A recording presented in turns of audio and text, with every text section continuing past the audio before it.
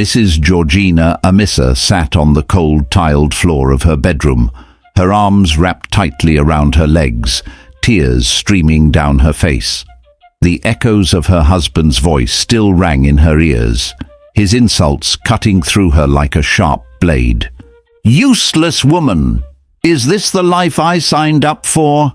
Every day nagging, complaining. You should be grateful I even put a roof over your head," Mr. Amissa shouted, slamming the door behind him as he stormed out of the house. Georgina flinched at his words, her heart heavy with pain. She had endured years of this abuse, the beatings, the shouting, the endless humiliation, yet she had held on, praying, hoping that one day God would touch her husband's heart and change him. One evening, after a particularly violent outburst, Georgina gathered the courage to speak to her pastor. Sitting in his office, her hands trembling, she whispered, "Pastor, I don't know what to do anymore. My husband, he hurts me. He insults me. Her voice broke as fresh tears spilled down her cheeks. Pastor Mensah sighed, his face filled with concern. He called Mr. Amissa for a meeting, hoping to mediate. But when confronted, Mr. Amissa scoffed.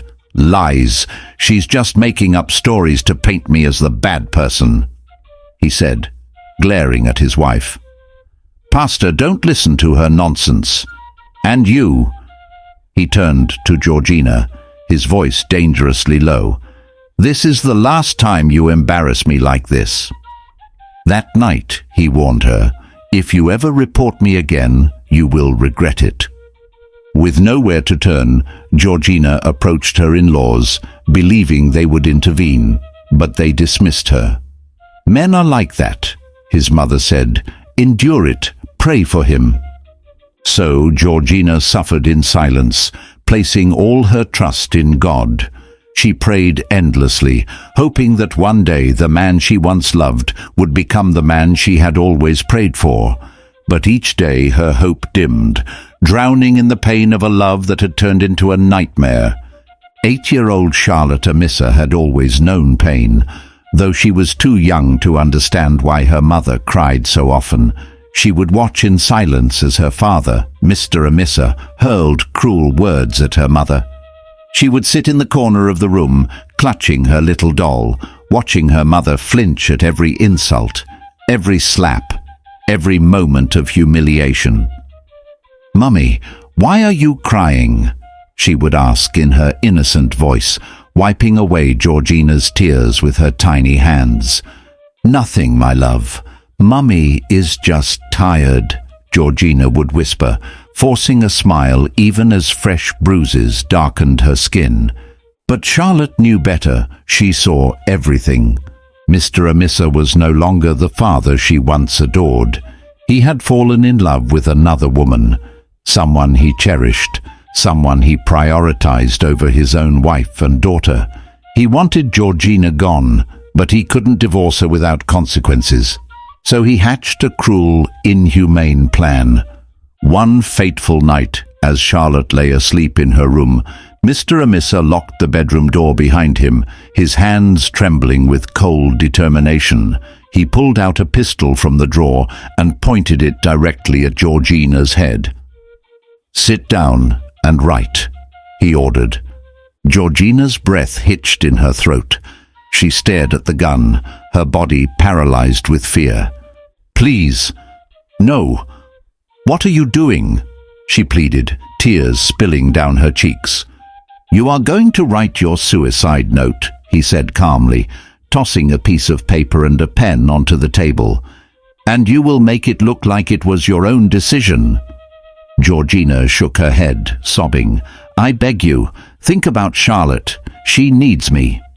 "Write!" he bellowed, pressing the barrel against her temple. With trembling hands, Georgina picked up the pen and began to write. She could barely see through her tears as she scribbled the words he dictated, a false confession of despair, a farewell to her beloved daughter. Each word felt like a knife to her heart. When she was done, Mr. Amissa snatched the paper from her hands, scanning the letter with satisfaction.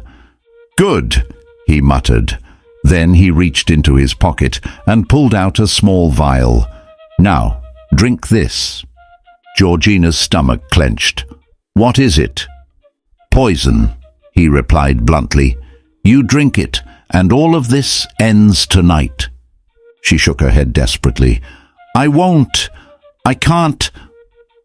Mr. Amissa cocked the gun. "You will." Trembling, Georgina took the glass in her hands. Her entire body shook as she brought it to her lips. The smell alone made her want to gag. "Do it," he said coldly. With a final heartbroken glance at the framed picture of her daughter on the bedside table, she drank. The bitter liquid burned her throat, spreading through her body like fire. She gasped, clutching her stomach as the poison took hold, her body convulsing in pain. Just then, a small voice rang through the air. "Mummy!" Charlotte had woken up to the sounds of her mother's cries and rushed to the bedroom, pushing the door open just in time to see her mother writhing on the floor, her father standing over her, watching. The little girl's eyes widened in horror. "Daddy, what did you do?" she sobbed, running to her mother's side. Georgina, through ragged breaths, reached out a weak, trembling hand. "Charlotte, my baby, Mummy loves you." Charlotte turned to her father, her small body shaking with rage and sorrow. "You hurt Mummy! You killed her!" she screamed, tears streaming down her face. Mr. Amissa stepped forward, panicked. "Charlotte, listen!" But before he could finish, Charlotte's body went limp. Overcome with shock and grief, she collapsed. "Charlotte!" Mr. Amissa cried, rushing to his daughter. His wife was dead. His daughter had seen everything, and his sins were about to catch up with him. The police arrived at the Amissa residence to a scene of sorrow and confusion. Mrs. Georgina Amissa's lifeless body lay on the floor, her eyes frozen in the agony of betrayal. Beside her was the empty glass, the alleged suicide note, and little Charlotte, unconscious, cradled in her father's arms. Mr. Amissa played his role well. His eyes glistened with well-practiced grief as he turned to the officers. I was in my room when I heard Charlotte crying, "Mummy, don't do that." I rushed in and I saw my wife on the floor, already dying. There was this bottle beside her. He gestured to the poisoned vial he had carefully placed near Georgina's body. And then, Charlotte. She saw everything, and she just collapsed. His voice cracked at the right moments, his hands trembled, and his expression was one of shock. The officers took notes, nodding solemnly. "We'll need to wait for your daughter to wake up. She's the only one who might tell us what truly happened," one officer said, glancing at Charlotte, who was being rushed to the hospital. Mr. Amissa felt his heart pound, but he forced himself to nod. "Yes, officer. Anything to find out why my wife would do this to herself." But as the days passed, his worry grew. Charlotte remained unconscious in the hospital for a whole month. The doctors were puzzled. There was no physical trauma, no brain injury, yet she wouldn't wake. Then one day, as her tiny fingers twitched and her eyelids fluttered open, the nurses rushed to call the doctors. "She's awake!" one of them exclaimed. The news reached the police quickly. This was it. The only witness to Georgina's death had finally regained consciousness. But something was wrong. When the doctor asked, "Charlotte, sweetheart, can you hear me?" the little girl only stared blankly, her lips slightly parted but no sound coming out. "Charlotte, can you say something?" Silence. The doctor frowned and whispered to his colleague, "Try speaking louder." "Charlotte, can you hear me?" the nurse repeated. No response. "She's not reacting to sound," the doctor murmured, concern etching his face. "But her ears, they're perfectly fine. Medically, there's nothing wrong with her hearing." More tests were done. There was no physical reason why she shouldn't be able to hear. The doctors were baffled. "It's psychological," one of them finally concluded. "She experienced severe trauma, and it has manifested as selective mutism and deafness. She has shut down completely." The police, who had been waiting anxiously, were stunned. "You mean she can't talk? She can't hear?" one officer asked, frustration evident in his voice. The doctor sighed. "Not exactly. Physically she should be able to. But whatever she saw that night, it broke something inside her." Mr. Amissa, who had been quietly standing in the corner, clenched his fists, hiding his relief. His daughter, the only person who knew the truth, could no longer speak, could no longer hear. There would be no testimony, no questions, no answers. The officers exchanged uneasy glances. Without Charlotte's statement, their investigation was at a dead end. For a moment, Mr. Amissa's mask almost slipped, his lips twitching upward in a barely noticeable smirk. He hadn't planned for this, but fate had delivered him the perfect cover. His daughter's silence was his salvation. Charlotte, now trapped in her own world, would carry the truth in the deafening silence of her mind.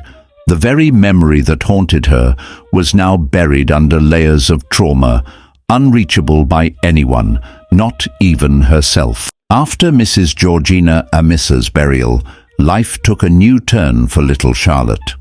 Though the investigation into her mother's death had yielded no evidence against Mr. Amissa, a lingering tension remained.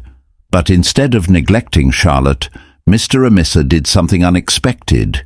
He took proper care of her, ensuring she had everything she needed. A year after Georgina's death, he married Gladys, the woman he had long loved. Many believed that Charlotte, being the child of the late wife, would suffer at the hands of her stepmother. But to everyone's surprise, Gladys embraced Charlotte as her own. Charlotte, despite her hearing and speech loss, was never treated differently. Instead of being neglected, she became the center of love and care in the household. Gladys made sure Charlotte ate well, dressed well, and felt loved. "This child has been through too much," she would say. "If she is different, then we must treat her differently, with more love and understanding." Unlike the fears of those who expected her to be mistreated, Charlotte felt warmth in her new home. Her father, who once ignored her presence, became deeply involved in her life. He hired specialists to help with her condition, ensuring she got the best medical attention. "Charlotte is my daughter, and I won't fail her," he told the doctors. "I have lost my wife, but I won't lose my child, too." He refused to send her away. Instead, he enrolled her in one of the best schools for the deaf and dumb, ensuring she received the right education and therapy. Charlotte excelled in her studies. Despite her silence, her intelligence spoke louder than words. Teachers often marveled at her abilities. "She is beyond brilliant," one teacher told Mr. Amissa. "She doesn't just learn, she understands deeply. She can do things other children struggle with. She has a gift." Though she could not speak, her expressions, her writing, and her ability to communicate through sign language were remarkable. Every vacation, she returned home to a loving family. Instead of rejection, she found open arms. Instead of cold treatment, she was showered with care. Gladys would prepare her favorite meals, ensuring she ate first before anyone else. "Charlotte, my dear, you've worked hard. Come and eat," she would sign to her, smiling warmly. Mr. Amissa, now a changed man, took time off work to bond with his daughter. He hired sign language experts to teach him so he could communicate with her directly. "I never want her to feel alone," he confided in his wife. "She lost her mother. She needs to know that I am still here for her." Though Charlotte could not hear or speak, she felt their love deeply, overcoming the past, embracing the future. As the years passed, Charlotte grew into a strong, intelligent and confident young girl. Her stepmother never once treated her as less than her own child. Her father, once distant and cold, became her biggest supporter.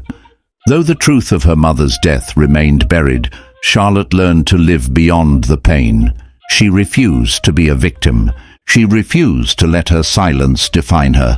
And though she would never speak a word again, her presence became powerful enough to tell her story in ways no words ever could. Charlotte Amissa had been loved, cared for, provided for. Despite the warmth from her father and stepmother, despite the meals, the kindness, the attention, she never forgot. She never forgot the way her mother's body convulsed on the cold floor, gasping for air as the poison ate her from the inside. She never forgot the terror in her mother's eyes as she lay there dying.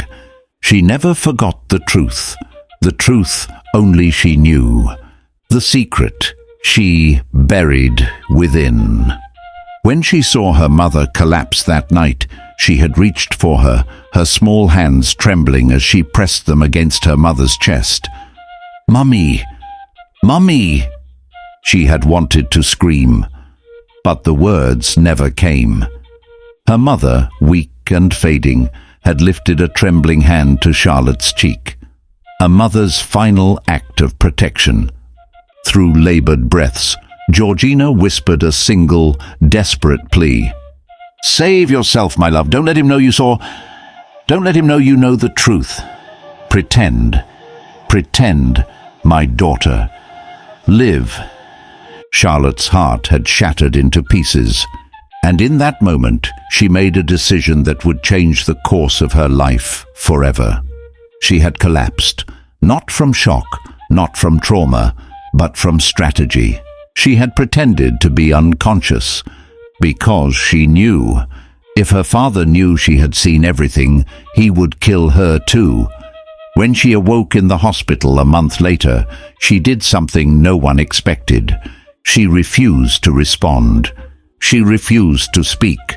She refused to react to sound. Doctors ran tests. They found nothing wrong with her hearing, nothing wrong with her brain. "It must be psychological," they whispered. "The trauma must have affected her in ways we don't understand." And so they labeled her deaf and mute, never suspecting the truth. Charlotte, the bright, clever, intelligent little girl, had outsmarted them all. She had buried her voice. She had hidden the truth. And she had waited, growing up in silence, plotting in shadows. For years, she played her role well. At home, she responded only through gestures and writing. She let them believe she was completely incapable of speech and hearing.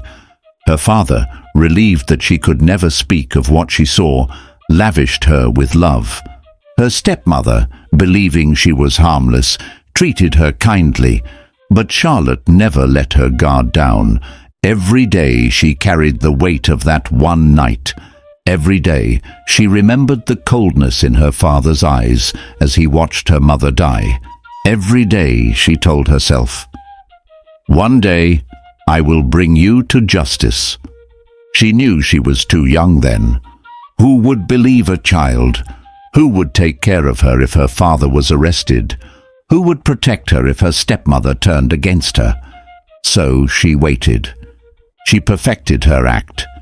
She learned everything she could. She became the best student in her class, a genius in silence, and when the time was right, she would speak. Charlotte knew she couldn't pretend forever. One day, justice would come. One day, her father would pay for what he did. One day her voice would be heard, but not yet. For now, she remained silent. For now, she remained the deaf, helpless daughter. For now, she watched, waited, plotted, year after year. On the anniversary of Georgina Amissa's death, Mr. Amissa made his solemn pilgrimage to her grave. Dressed in all black, he would kneel before the cold stone, his hands trembling, his breath heavy, and every year he asked for forgiveness. "Georgina, my love, I am sorry."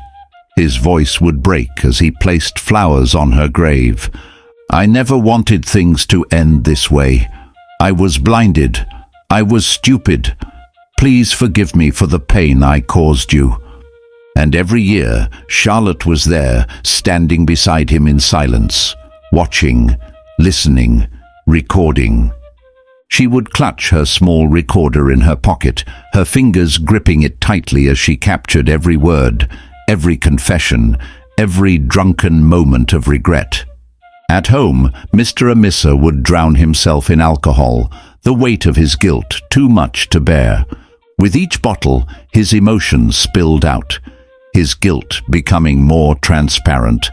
One night, after stumbling into the living room, he collapsed into his chair, his head in his hands. "Georgina, forgive me," he slurred, staring at the ceiling. "I should have never done it. You were a good woman. I should have let you live." Charlotte, standing quietly in the shadows, pressed record once again. Her heart pounded as she watched him confess to a crime the world believed was a suicide.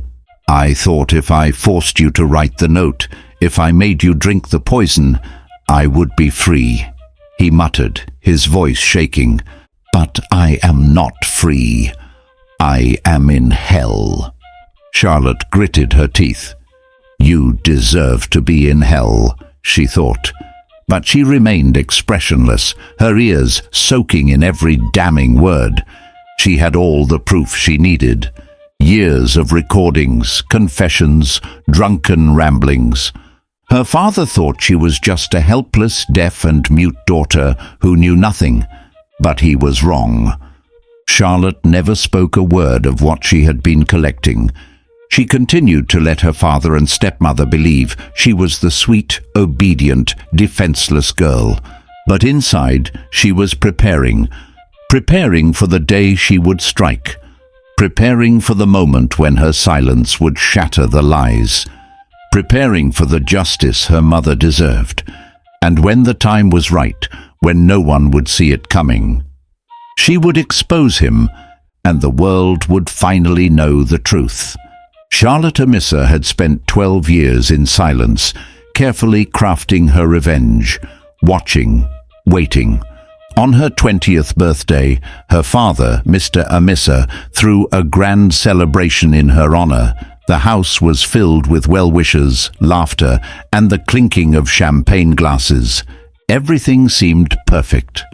To everyone else, this was a celebration of love, a testament to how much her father adored her. To Charlotte, this was the day of reckoning. As the guests cheered and clapped, Mr. Amissa took the microphone, beaming with pride. "Today, I celebrate my precious daughter. Charlotte, my love, you are the greatest gift to my life, and as a token of my love, I have something special for you."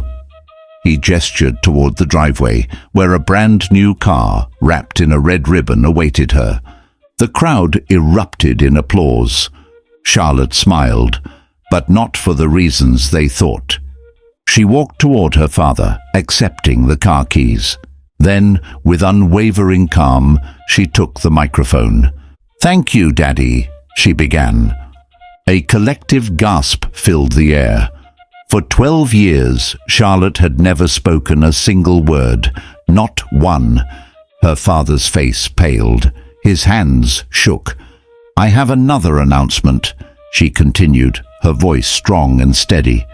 "Tonight, we're not just celebrating my birthday, but also the arrest of a murderer."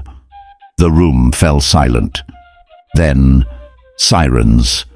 The police arrived. "What is going on?" Mr. Amissa laughed nervously, looking at the officers as they walked toward him. Charlotte turned to face him, her eyes cold, unflinching. "I have waited 12 years for this day," she said, stepping forward. 12 years to finally let the world know the truth.